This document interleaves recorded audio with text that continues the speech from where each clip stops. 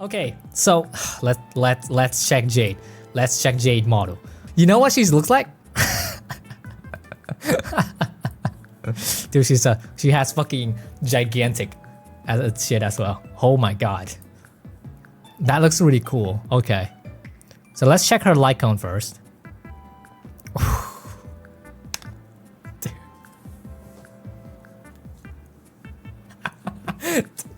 This light cone? Oh, dude, look at that freaking tights. They know exactly what they're doing with that. They know exactly what they're doing that when they're angling those tights. She's loved by children because I can be her child. I can do that. I can definitely be her child. I have no problem with that, right? So let's check her light cone. Increase the wearer's crit rate by 16 up to 28. Okay, let's just get S0 because I don't think many people will get S5. Increase the damage dealt 5 follow-up attack by 16. For every 20% of wearer's crit damage in combat that exceed 120%, 120% up to maximum of 4 stacks. When the combat begins and the wearer uses basic attack, the ultimate and follow-up attack ignores 16. Let's check her Eidolons.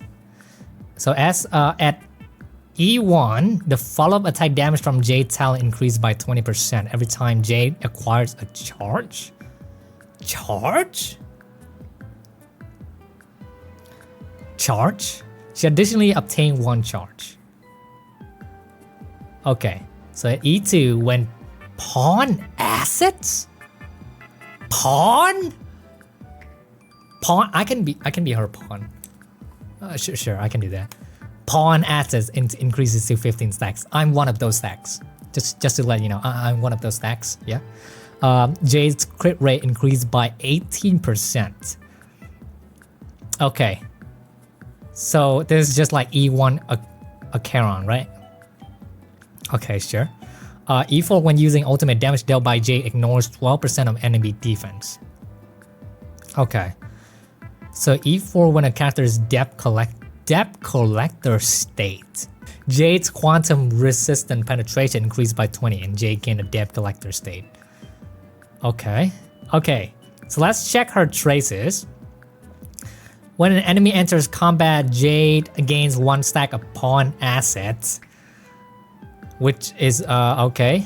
When the turn of character in the depth collector state begins, Jade additionally gained 3 stack of pawn. Okay. So... Okay, so does that mean when the enemy comes out, like they're gonna have a debuff of the depth collector thingy? Okay. When the combat begins, Jade's action is advanced forward by 50%. That's huge. That is huge. Okay. Ooh. That is huge. Getting an early plays like that, that's pretty good. That's pretty good. Okay. Unredeemed asset. In the talent, every stack of pawn asset additionally increase Jade's attack by 0.5. I'm not so sure about this. How many pawn asset debuff can we... No, how many pawn asset buff can we get from Jade? That will increase just 0.5. I think we have to dive deep in her skill and stuff. Okay, so basic attack deal quantum damage, okay. Of Jade's attack, okay. Attack character, okay. To any jet, okay. Okay, erudition stuff, quantum damage, okay, that's good to know. And her skill is appoint a single ally as a depth collector. Increase their speed by 30? With her skill? The fuck? This is a support? 30, by the way. 30. Oh my god. 30, okay. Oh, whew. When a depth collector attacks, deal additional quantum damage. Okay. Robin, shit. Okay, of Jade's attack to every enemy hit by the attack and consumes the Depth Collector's HP equal to 5% of their max HP. Wait, consume the Depth Collector's HP, and Depth Collectors is going to appoint on a different ally. Does this mean that Blade will have a fucking better use?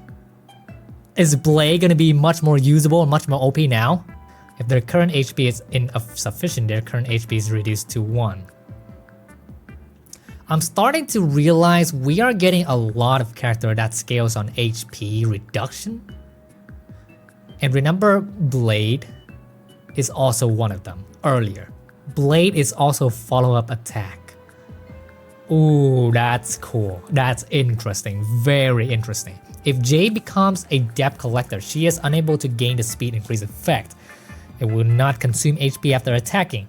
When there is a character in Depth Collector state on field, Jade is unable to use the skill. The Depth Collector state duration reduces by 1 turn and start Jade's every turn. Okay. So this is Robin. Like Robin, but a bit different, right? This is like Robin. What the heck? Okay. So ultimate, descend to this abyss, succumb to this incarceration. Cost 140. Okay, that's good. Do quantum damage. Okay, equal to 300% of Jade's attack. Okay, enhance follow-up attack from Jade's talent. Okay, increasing the follow-up attack damage dealt multiplier by 100%. Okay. Enhanced follow-up. Okay, so her ultimate basically buff. Okay, so her ultimate buffs for her follow-up attack, I see. Okay, talent Gold Dust Ponage. When Jade or Depth Collector attacks, Jade acquires 1 charge for every enemy hit by the attack. Oh, so this was what they meant by the charge. Yeah, the skill is kind of like Robin but single ally and not advance forward 100%. Yeah. That's kind of like it. And also cut down the allies' health as well. Interesting. Okay. Ooh.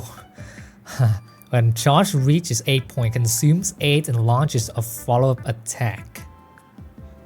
So her... Okay, so it's like... Okay, so her talent is like Aventurine. I see. But it damages to all enemy, not just bounce. Okay. So this is like Aventurine stuff. Okay. When Jade launches a follow-up attack from the talent, immediately gain 5 stacks upon asset. Every stack upon asset increase crit damage. Okay. Up to 50 stacks. So she can build up. This doesn't have a turn limit, by the way. Oh wow. Okay. So you can get around 100% or 120% crit damage from this. Ooh. Every time she launches a follow-up attack. So she's a building up character.